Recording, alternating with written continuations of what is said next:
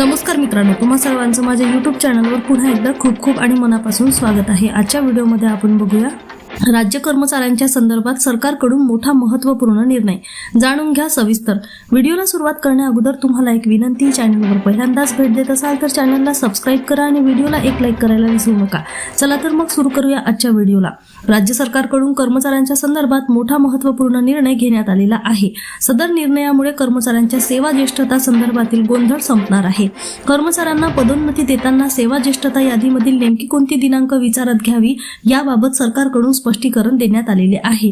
यामध्ये दिनांक 25/4/2004 पूर्वी राज्य शासन सेवेत रुजू झालेले व विभागीय स्पर्धा परीक्षांच्या माध्यमातून पदोन्नती प्राप्त झालेल्या कर्मचाऱ्यांना त्यांच्या प्रथम नियुक्ती दिनांकापासूनच पुढील पदोन्नतीकरिता पात्र असल्याचे स्पष्टीकरण देण्यात आले आहे।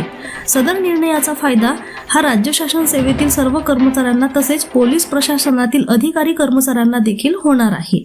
तसेच 27/5/2021 रोजीच्या शासन निर्णयानुसार पदोन्नतीकरिता सेवा ज्येष्ठता ही सदर पदोन्नती पदाच्या तारखेपासून लागू करण्यात आलेली होती, परंतु बऱ्याच प्रकरणांमध्ये परीक्षा उत्तीर्ण व पात्रता होण्यामधील गोंधळामुळे सदर निर्णयात बदल करण्यात आलेला आहे।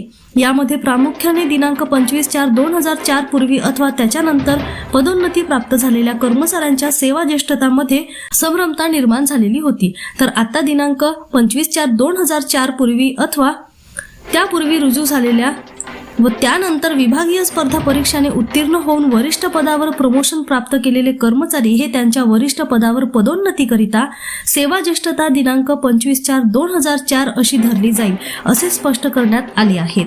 तसेच दिनांक 25/4/2004 नंतर रुजू झालेले तसेच विभागीय परीक्षा उत्तीर्ण झालेल्यांना त्यांच्या प्रथम पदावर नियुक्ती तारीख हीच सेवा ज्येष्ठतासाठी ग्राह्य धरली जाणार आहे। पुन्हा भेटू एका नवीन अपडेटसह। धन्यवाद।